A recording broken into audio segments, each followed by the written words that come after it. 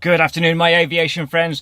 Well, you find me today inside one of our cockpits. This is actually the cockpit of our Viscount here at Bournemouth Aviation Museum, formerly used with Parcel Force.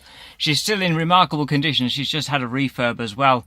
And it's just in time, actually, because I've got a very special guest with me today. I've got a chap from all the way from Duneaton in New Zealand, and his name is Paul, and a very special interest in the Viscount. Hiya, Paul. Hi there. So how often do you come over to the I'm UK? biannual. I stay with Okay. friends in Southampton. So and the last time I came here was here 2 years ago, and I also came here in 2004 when you were at the other site. Yes, of course. That was just before we had to move from the airport over to this site, because they were obviously doing some work to the airport, remodernising and what have you with Manchester Airport Group. I see. Yeah, I think we came past the old site on the bus. It did quite a tour around parts of the back lot of the airport, and I'm pretty sure it went past that site. Yes, indeed. So how do you find it? Has much changed in the 2 years since you've been here? I see you've got the couple of exhibits, the BA or HS 125 there now, and something else has turned up. The small, the very small executive. Jet. You mean the Leopard, the CMC? Yes. Well, there's a story behind that actually. She's always been here. Yeah. But she has been used in the past to promote Bournemouth, the Air Festival. Yeah. Okay. Sure. Yeah. I can't get my words out today. Yeah. So she was wrapped up in red vinyl. Righto. And over a period of years, the glues on the vinyl ate through the paintwork. Gosh. So time came where we had to say, okay, that's enough now. We can't do this anymore. We had to strip her right back, and she's just been completed in a complete restoration. Right. So she's back in her original prototype livery, and of course that's one of only two ever built. Okay. Gee, I mistaken it for the type that was appeared in James Bond film from 1985. Oh, it wasn't Little Nelly, was it? No, that was the gyrocopter. I know which one you mean. It's the one that came. Little foldaway jet. That's right. Came out the back of a horse box, I believe. It. That's the one. Landed at the gas station, and he just called "Fill her up, please," in his typical suave tone, as Roger Moore would do it. That's right. And actually, that little jet itself is up at Bewley. Is it Bewley? Hang on, is it Bewley? I'm sure it's Bewley, because they have a Bond exhibition upstairs. Right. So if you're ever over that way... Yes, I did go there 10 years ago, but I don't recall it, but maybe it wasn't there then, but I'll have to have a look at that. Yes, that's a good one, that is, to have a look at. But yes, we've got the BAC 111, of course, now. Yes, that's right. From the Empire Test Pilot School. Yes. And that's donated to us, so we now have that. That's open. We are growing at an exponential rate here at the museum, so no doubt in another couple of years you'll see a lot more changings. We have a jet provost on its way. Oops, did I say that, guys? Oh. You didn't hear that, guys. Okay. Yes, we've got a new exhibit on its way fairly shortly. We've got T5A arriving shortly, hopefully at the end of this month. Okay. So that'll go next to the Jaguar. Yeah. And the 125, as you mentioned, that's from the Queen's flight. Wow. And I'll take you up in there in a bit and let you have a quick look around. Great stuff. Because you've travelled so far. Yeah.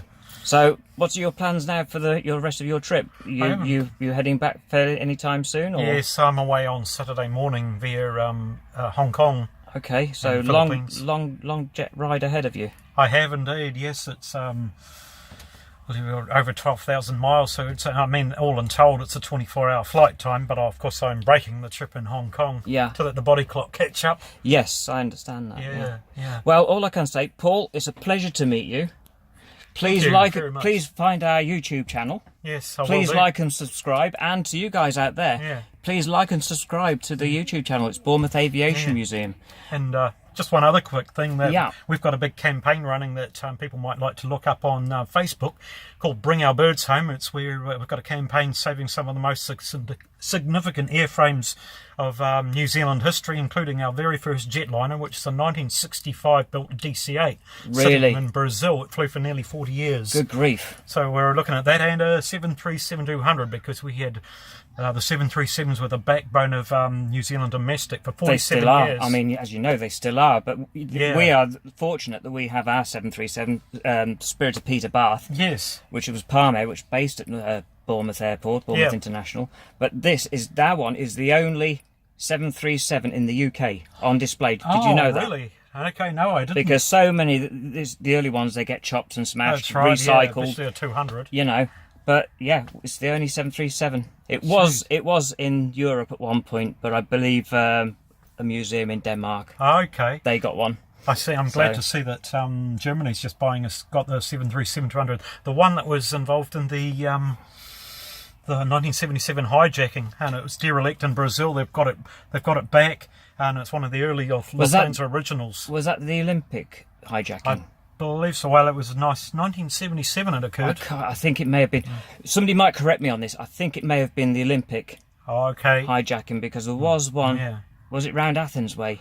I believe so. The good thing is it's with Lufthansa being the launch customer of the 737, I thought it was important they get. They can't get a 100 because they've all been scrapped, bar the prototype. But it's good they're getting an early 200.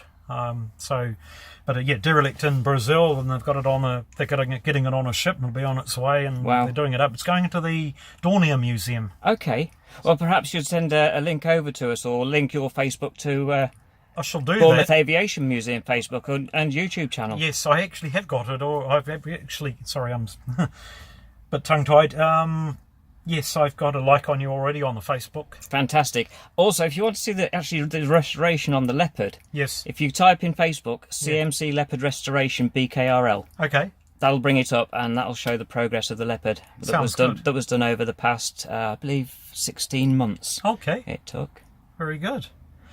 Well, I've got quite an attachment to Bournemouth, the airport, because when I came over here as a kid in 1977, it was not only my first air show in the UK, but the first time I ever saw a Spitfire in flight. Wow. And my uncle Douglas, he worked for Danny London here, and he took us through an HS748 that he worked on.